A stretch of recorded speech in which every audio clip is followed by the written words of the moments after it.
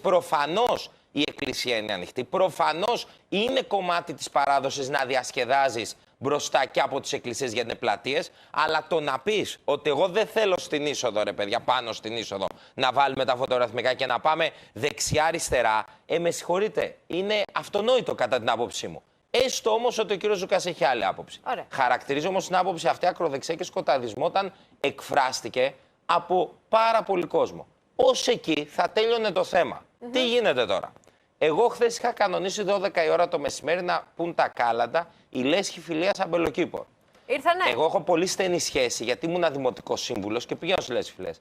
Ξαφνικά το πρωί ενημερώνει η πρόεδρος της λέσχης φιλίας ότι δεν θα έρθουν λόγω του επεισοδίου που έγινε με τον κύριο Δούκα. Η πρόεδρος της λέσχης φιλίας είναι διορισμένη από τον κύριο Δούκα, είναι κοινοτικός σύμβουλος του κύριου Δούκα και διορίζεται από την πλειοψηφία.